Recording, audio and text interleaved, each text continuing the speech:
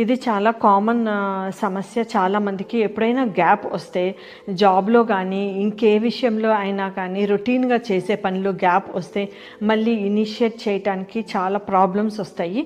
ఇది మీ వైఫ్లో కొంచెము కాన్ఫిడెన్స్ తగ్గిపోయింది, యాంగ్జైటీ పెరిగింది, ఫియర్ ఉంది.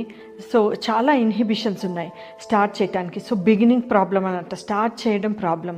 మీరు కౌన్సిలింగ్ మీ భాషలో మీరు చేశారు, మీరు చేయాల్సిన విధానం చేశారు.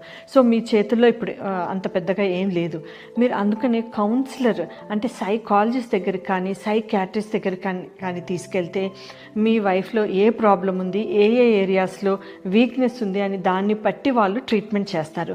కాన్ఫిడెన్స్ లెవెల్స్ బూస్ట్ చేయడానికి వాళ్ళు కౌన్సిలింగ్స్ చేస్తారు. At the same time initiation problem ఉంది కాబట్టి ఏ వర్క్ అయినా కూడా ఇన్హిబిషన్స్ లేకుండా, యాంగ్జైటీ లేకుండా స్టార్ట్ చేసేటట్టు కౌన్సిలింగ్ చేస్తారు. కౌన్సిలింగ్స్తో అవ్వకపోతే మెడికేషన్స్ కూడా ఉంటాయి. దీనికి జనరలైజ్డ్ యాంగ్జైటీ డిజార్డర్ అంటారు. దీనికి మెడికేషన్స్ తోటి కూడా క్లియర్ అవుతుంది. సో సైకియాట్రిస్ట్ మెడికేషన్స్ ఇస్తారు. సో మీరు లేట్ చేయకుండా మీరు సైకాలజిస్ట్ కానీ సైకియాట్రిస్ట్ కానీ తీసుకువెళ్తే కరెక్ట్ అయిన హెల్ప్ దొరుకుతుంది.